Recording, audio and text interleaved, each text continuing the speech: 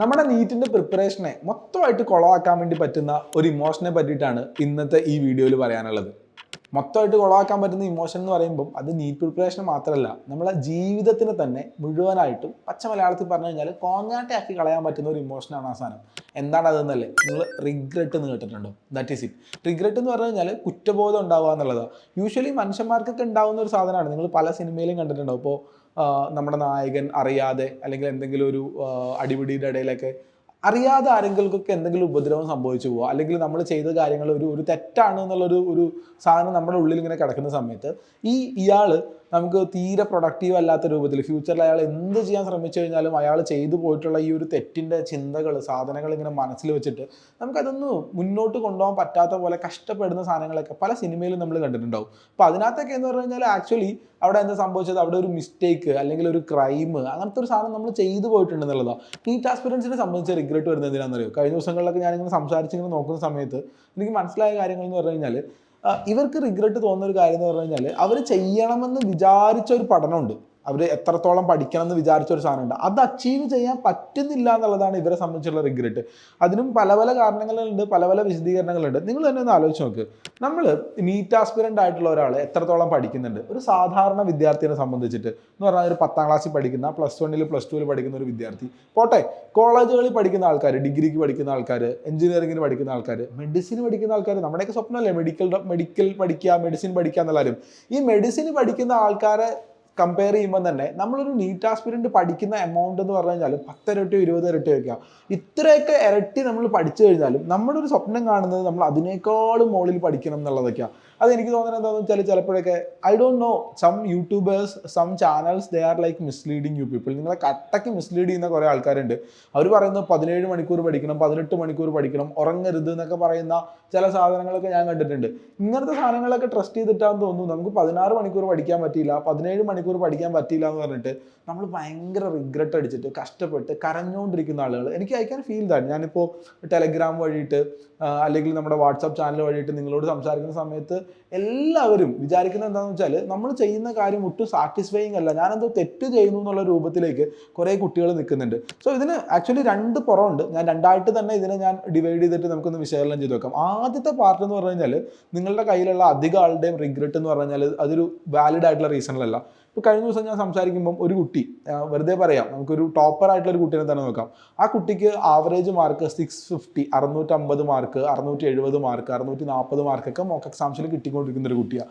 ആ കുട്ടി ഡെയിലി 12 മണിക്കൂർ 13 മണിക്കൂറൊക്കെ പഠിക്കാൻ വേണ്ടി നോക്കുന്നുണ്ട്. ആ കുട്ടി കനത്ത റിഗ്രറ്റിലാണ്. കാരണം ആ കുട്ടിക്ക് 720 കിട്ടുന്നില്ല, ആ കുട്ടിക്ക് 16 മണിക്കൂർ പഠിക്കാൻ പറ്റുന്നില്ല എന്നുള്ളതാണ് ആ കുട്ടിയിൽ കാണുന്ന ഒരു മിസ്റ്റേക്ക്.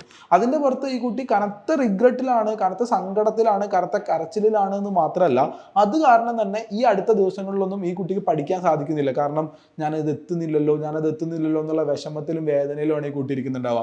ഇതിപ്പോൾ അത്രയൊന്നും മാർക്ക് കിട്ടാത്ത ചില ആളുകൾക്കൊക്കെ ഇത് കേൾക്കുന്ന സമയത്ത് ചിരി വരുന്നുണ്ടാവും. 650 മാർക്ക് മേടിച്ചിട്ടാണ് അവളുടെ ഒരു കളി എന്നുള്ള കാര്യം. ശരിയാണ്. ഇതേപോലെ തന്നെ 100 മാർക്ക് മേടിക്കുന്ന കുട്ടി 150 മാർക്ക് മേടിക്കുന്ന കുട്ടികളും വിചാരിക്കുന്നുണ്ട്.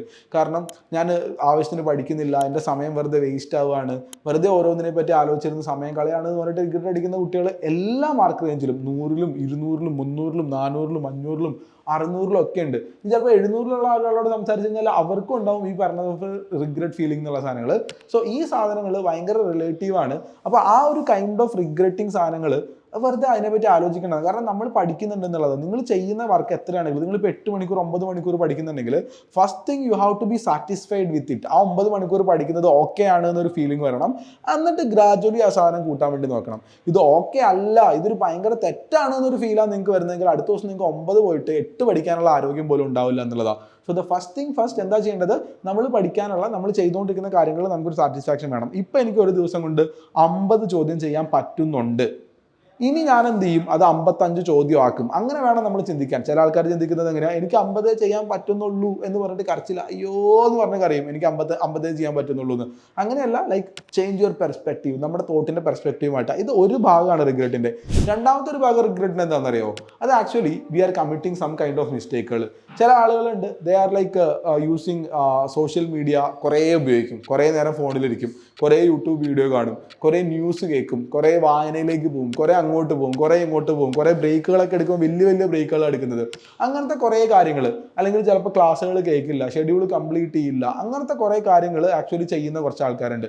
അങ്ങനത്തെ ആൾക്കാർക്ക് റിഗ്രറ്റ് ഫീൽ ചെയ്യും. അതായത് ഇപ്പോൾ ഒരു ദിവസം ഒരു കുട്ടി തീരെ പഠിച്ചില്ല, തീരെ പഠിക്കാതെ അവരെന്ത് ചെയ്തു, ബാക്കി ഫ്രണ്ട്സിൻ്റെ അടുത്ത് പോയി, ഫാമിലീസിൻ്റെ അടുത്ത് പോയി, വേറെ പ്രോഗ്രാംസിന് പോയി, അങ്ങനെ അങ്ങനെ പല പല കാര്യങ്ങൾക്കും പല പല സാധനങ്ങൾക്കും പോയതിന് ശേഷമാണ് ഈ കുട്ടിക്ക് റിഗ്രറ്റ് അടിക്കുന്നത്. അയ്യോ ഇന്നലെ ഞാൻ പഠിച്ചില്ലല്ലോ, ഞാൻ ആകെ കൊളാക്കിയല്ലോ, ഞാൻ തീരെ പ്രിപ്പയർ ചെയ്തില്ലല്ലോ എന്നുള്ള അങ്ങനത്തെ ഒരു കൊളം ഫീൽ ഉണ്ടായി കഴിഞ്ഞ് കഴിഞ്ഞിട്ട് പിന്നെ അതിൽ റിഗ്രറ്റ് അടിക്കുക. ആ റിഗ്രറ്റിന്റെ പേരിൽ പിന്നെ 2-3 ദിവസം പഠിക്കാതിരിക്കുക എന്നുള്ള കാര്യമുണ്ട്.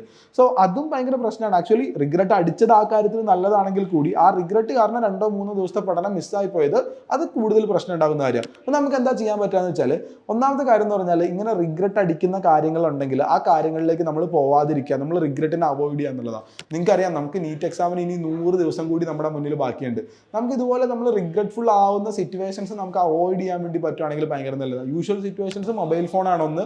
രണ്ടാമത്തെ കാര്യം വെറുതെ ഡിസ്ട്രാക്റ്റഡ് ആയി പോകുന്നതാണ്, കിടന്നുറങ്ങി പോകുന്നതാണ്. അങ്ങനത്തെ പല പല കാര്യങ്ങളുണ്ട്. ഇതൊക്കെ നമുക്ക് റിഗ്രറ്റ് അടിക്കേണ്ട സാധനങ്ങൾ തന്നെയാണ്. പക്ഷെ നമുക്ക് ഇതിനെ അവോയ്ഡ് ചെയ്യാം. അതായത് നമുക്ക് മൊബൈൽ ഫോണിൻ്റെ ഉപയോഗം കുറയ്ക്കാം, നമ്മൾ കിടന്ന ഉറക്കത്തിനെ നമുക്ക് കൺട്രോൾ ചെയ്ത് വെക്കാൻ വേണ്ടി പറ്റും, വെറുതെ ഷെഡ്യൂള് പാലിക്കാതെ നമ്മൾ ഡിസ്ട്രാക്റ്റഡ് ആയി പോകുന്നതിനെ നമുക്ക് ഒഴിവാക്കാൻ വേണ്ടി പറ്റും. ഇങ്ങനത്തെ കാര്യങ്ങൾ അത് 100 days ഒഴിവാക്കണം എന്ന് പറയുമ്പോൾ don't think like it is like 100 days. നിങ്ങൾ ആദ്യം ചെയ്യേണ്ട കാര്യം വെച്ചാൽ ഇന്നത്തെ ഒരു ദിവസം, നിങ്ങൾ ഈ വീഡിയോ കാണുന്ന ദിവസം, ഇനി മുതലുള്ള ദിവസത്തിൽ, ഇനി മുതലുള്ള സമയം ഞാൻ ഈ കാര്യം ചെയ്യില്ല, ഞാൻ മൊബൈൽ ഫോൺ ഇന്ന് ഞാൻ ഉപയോഗിക്കില്ല എന്നുള്ള രൂപത്തിൽ മനസ്സിലാക്കുക. ഇനിയിപ്പോൾ ഇന്നത്തെ ഉറക്കം കാര്യങ്ങളൊക്കെ ഞാൻ ഇങ്ങനെ ബ്രേക്ക് എടുത്ത് ഞാൻ സെറ്റ് ചെയ്തെടുക്കുമെന്ന് വിചാരിക്കുക. ഇന്നത്തെ ഷെഡ്യൂൾ ഞാൻ പാലിക്കുന്നു വിചാരിക്കുക. അങ്ങനെ ഒരു ദിവസം പാലിക്കുന്നതിനെ പറ്റി മാത്രം ആലോചിക്കുക. അങ്ങനെ ഒരു ദിവസം ഈ ഡിസ്ട്രാക്ഷൻസ്, അങ്ങനത്തെ എന്താ പറയുക, റിഗ്രറ്റ് അടിക്കുന്ന കാര്യങ്ങൾ ഒഴിവാക്കിയതിന് ശേഷം പിന്നെ വിചാരിക്കുക അടുത്ത 2 ദിവസം കൂടി, അതായത് 3 ദിവസം ഞാൻ ഈ സാധനം കട്ട് ചെയ്യുന്നു വിചാരിക്കുക. അപ്പോൾ നമ്മുടെ ടാർഗറ്റ് വളരെ ചെറുതാണ്, 3 ദിവസം കൂടി. ഈ 3 ദിവസം സെറ്റ് ചെയ്ത് കഴിഞ്ഞാൽ അടുത്ത 3 ദിവസം കൂടി ഞാൻ ചെയ്യുമെന്ന് വിചാരിക്കുക. അങ്ങനെ 7 ദിവസവും 7 ദിവസം കഴിഞ്ഞ് കഴിഞ്ഞാൽ ഇനി അടുത്തൊരു 3 ദിവസം കൂടി വിചാരിക്കുക. അപ്പോൾ 10 ദിവസവും 14 ദിവസവും അങ്ങനെ ഒരു 21 days ഒക്കെ എത്തുമ്പോഴത്തേക്കും, 3 weeks ഒക്കെ ആകുമ്പോഴത്തേക്കും നമുക്ക് ഈ അങ്ങനത്തെ കാര്യങ്ങൾ ചെയ്യുന്ന, അതായത് നമ്മൾ ചെയ്യാൻ പാടില്ലാത്ത ചില കാര്യങ്ങൾ ചെയ്യുന്ന സ്വഭാവത്തിൽ നമുക്ക് പൂർണ്ണമായിട്ടും ഹാബിച്വലായിട്ട് തന്നെ റിട്രൈവ് ചെയ്യാൻ വേണ്ടി പറ്റും. അങ്ങനെ ഒരു മാസം ആക്കുക, ഒരു മാസം കഴിഞ്ഞിട്ട് പിന്നെ ഒരാഴ്ചത്തേക്കും കൂടി ട്രൈ ചെയ്യുക, ഒരാഴ്ചത്തേക്കും കൂടി ട്രൈ ചെയ്യുക. അങ്ങനെ പതുക്കെ നമ്മൾ 100 days ഇതുപോലത്തെ റിഗ്രറ്റ്ഫുൾ ആയിട്ടുള്ള, അല്ലെങ്കിൽ റിഗ്രറ്റ് ചെയ്യേണ്ടി വരുന്ന കാര്യങ്ങളിൽ നിന്ന്, അങ്ങനത്തെ ശീലങ്ങളിൽ നിന്ന് നമ്മൾ മാറി നിൽക്കുകയാണെങ്കിൽ നോക്കിക്കോ, നിങ്ങൾക്ക് നീറ്റ് കിട്ടും. ഉറപ്പായിട്ടും നമുക്ക് നീറ്റ് കിട്ടുന്നുണ്ടാവും. നിങ്ങളുടെ പരിചയത്തിൽ നിങ്ങളുടെ കുറേ ഫ്രണ്ട്സ്, നിങ്ങൾക്ക് തന്നെ ഉണ്ടാവും ചില റിഗ്രറ്റിംഗ് ആയിട്ടുള്ള കുറച്ച് സ്വഭാവങ്ങൾ ഉണ്ടാവും. നിങ്ങളുടെ ചില ഫ്രണ്ട്സ് ഉണ്ടാവും ഇതിൻ്റെ ആൾക്കാരായിരിക്കും. അവർ ചെയ്തു പോയ പ്രശ്നങ്ങളെ പറ്റിയിട്ട്, ചെയ്യാൻ പറ്റാതെ പോയ കാര്യങ്ങൾ ഓർത്തിട്ട് റിഗ്രറ്റ് അടിച്ചിട്ട് ആകെ ഇടങ്ങേറിലിരിക്കുന്ന ആൾക്കാരുണ്ടാവും. അവർക്കൊക്കെ ഈ വീഡിയോ എന്തായാലും ഷെയർ ചെയ്ത് കൊടുക്കണം. ഒറ്റ കാര്യമുള്ളൂ, എനിക്ക് താഴെ കമൻറ്റ് ബോക്സിൽ നിങ്ങൾക്ക് ഇതുപോലെ റിഗ്രറ്റ് ഉളവാക്കുന്ന കാര്യങ്ങൾ എന്തൊക്കെയാണെന്നുള്ള കാര്യം 1, 2, 3, 4 എന്നുള്ള കാര്യം പറഞ്ഞു. കാരണം എന്താണെന്ന് വെച്ചാൽ, നിങ്ങളൊരു പബ്ലിക് ആയിട്ടുള്ള ഒരു സ്ഥലത്ത്, എനിക്കറിയാം YouTube comment box is A public space, public ആയിട്ടുള്ള ഒരു സ്പേസിൽ നിങ്ങൾ ചെയ്യുന്ന, എനിക്ക് ഇന്നതാണ് എൻ്റെ മിസ്റ്റേക്സ് എന്നുള്ള കാര്യം നിങ്ങൾക്ക് തുറന്നു പറയാൻ സാധിക്കുകയാണെങ്കിൽ അപ്പം തന്നെ നിങ്ങൾ ആ സാധനങ്ങൾ പകുതി സോൾവ് ചെയ്തു എന്നുള്ള കാര്യമാണ്. നിങ്ങൾ കേട്ടിട്ടുണ്ടോ, if there is a problem write it down, if you are writing it down 50% of it is solved എന്നുള്ളതാണ് പറയുക. അപ്പോൾ എവിടെ എഴുതുക? കമൻറ്റ് ബോക്സിൽ എഴുതുക. I will come and I will respond to that. ഓരോ കമൻറ്റിനും ഞാൻ റെസ്പോണ്ട് ചെയ്ത് തരുന്നുണ്ടാവും. സോ നിങ്ങളുടെ റിഗ്രറ്റിംഗ് കാര്യങ്ങൾ എന്താ, കമൻറ്റ് ബോക്സിൽ ഇട്ടോ. ചാനൽ സബ്സ്ക്രൈബ് ചെയ്യുന്ന ആരും മറക്കണ്ട. പിന്നെ ഞാൻ ആദ്യം പറഞ്ഞ പോലെ ഷെയർ ചെയ്തേക്കണേ. Bye, will see you on another video.